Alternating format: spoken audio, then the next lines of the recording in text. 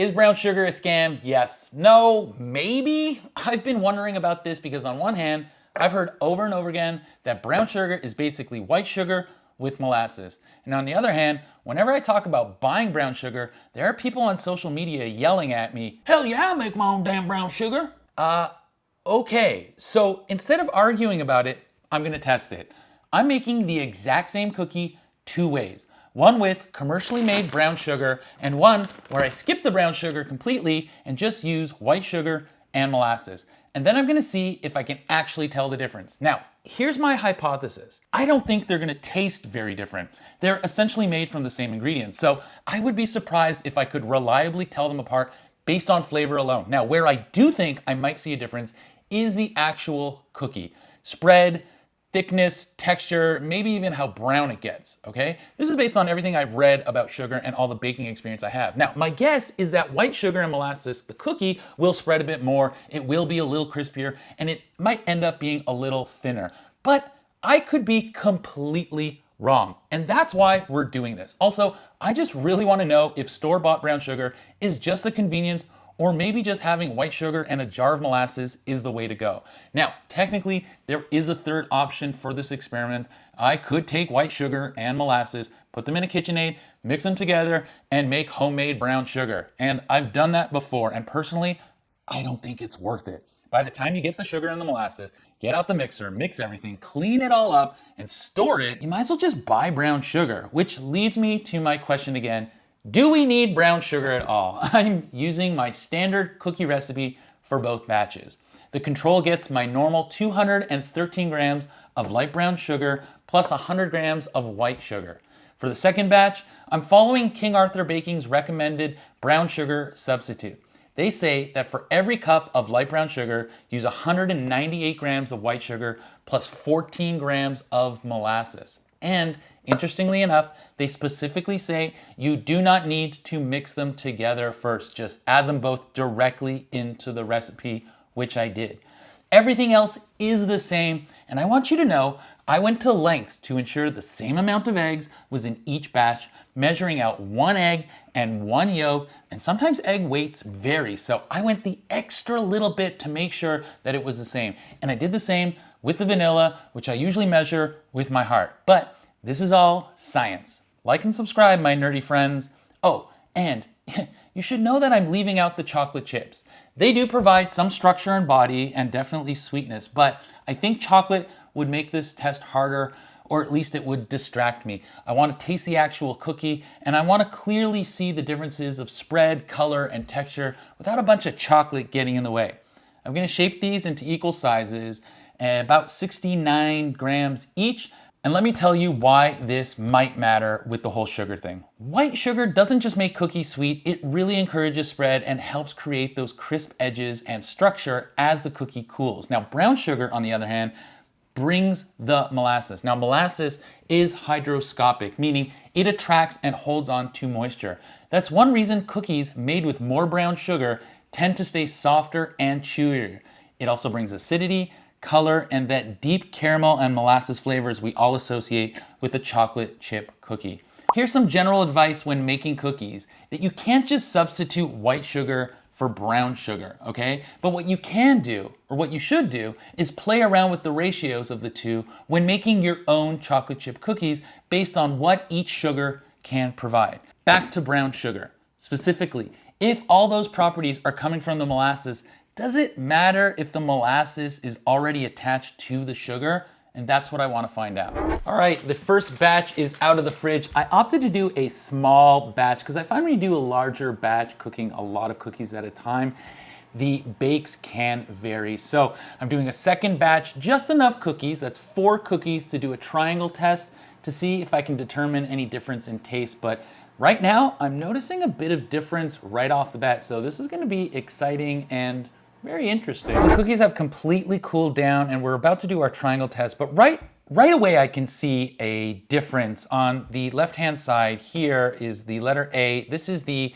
100 grams of white sugar, but brown sugar use. And on B side, this is 100% white sugar with the 14 grams of molasses. And you can see right away that there is a difference. I measured them out And these pretty much were about 4.5 inches consistently. And these were as big as 4 3/4, almost 4 7/8. So in some places you can see that it is spread out slightly more. Now, I want to jump into the triangle test because I don't want to visually remember anything. I really want to see how this is different. Hopefully this works, my little lazy Susan. Oh boy. Okay, I don't know. We're just going to make Ethan Chabowski proud here. We're just going to spin this around. Spin, spin, spin, spin. Spin, spin, spin, spin, spin, spin. Spin, spin, spin, spin. Whoa! All right, maybe I'm taking this too seriously. Okay, let's just do another spin. I actually just forgot the cookies. Let me just take these down. Ah! There's one. All right, so I'm just gonna remove this one away and I'm gonna eat these 3. Okay. 3. So the trick with the triangle test is to determine if I can taste the difference. Okay, so.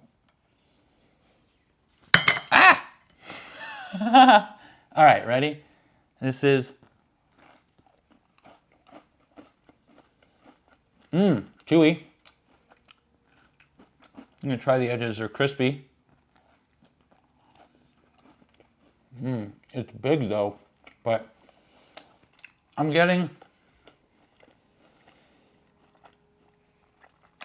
I feel like this is an A cookie based on how chewy it is.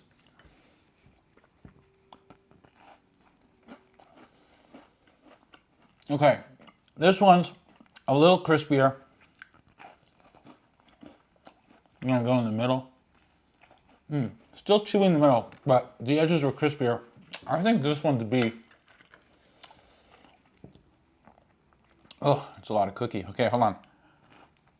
All right, yeah. So I think this is also B because it just feels thinner. Crispier on the sides. Still chewy in the middle though, but definitely crispier on the sides. All right, I'm a little nervous because, oh, all right. So I said that this was A, this was B, this was B. And yep, this is A, this is B, and this is B. Yeah, you can tell taste-wise, this was just, it had more body. Like you can see it's just slightly thicker in the middle. It is slightly darker than something like this. I don't think the bottoms can show you much of the difference, but because there's more body and bite, like when you bite into this, it's like a little softer in the middle. Yeah. This felt big. I thought it was a B, but definitely the middle gave that away. These both had crispier edges. My hypothesis is correct. Using all white sugar will make it spread more. It'll make it crispier. What I didn't realize is how significant the color difference would be. It's not much. I'll say more in my conclusion, but I just love how much more body this has. I will say in fairness that using white sugar and molasses was just a touch bit messier. You can see that not 100% of the molasses got in, but I think that's like statistically almost insignificant. I don't think this extra molasses would have held it more together. There is something magical about the consistency of a commercially made brown sugar. Let me hit you up with my conclusion. All right, I'm actually really happy at how well the triangle test went, so that was kind of cool. The question I started with was, is brown sugar a scam? Obviously not. It is a convenience product, and if you're in a pinch, white sugar and molasses absolutely work. But I was surprised by the difference. The brown sugar cookie was chewier, it spread less, and it honestly had a little more body and bite to it. And it was slightly darker in the middle, but honestly, The spread was the thing that impressed me the most, or the lack thereof. I think if you're selling baked goods, like if you have a cottage bakery and you are selling it, I think brown sugar gives you a more consistent product and a predictable performance. If you're baking at home for like family and friends, I don't think it matters that much. It really depends on what you want from your cookie, okay? Because like these cookies were crispier on the outside. It was a little thinner, okay? Personally, I'm gonna keep buying brown sugar. And I don't think saying brown sugar is just white sugar and molasses, I don't know if it like tells the whole story. I mean, salted butter is just unsalted butter and salt, and self-rising flour is flour, baking powder, and salt, and pumpkin spices is just a bunch of spices mixed together. You get the idea. Sometimes we're paying for convenience, but we're also paying for a consistent product, okay? And apparently, for this cookie, that difference was something you could actually see and taste. These were a little bigger, these were a little chewier, and if you're someone on the internet going, hey, brown sugar is just white sugar and molasses, like, I don't think that's 100% fair or accurate. Anyway, this was super fun. Thanks for watching. I'll see you in the next one. Now I have to eat all these cookies.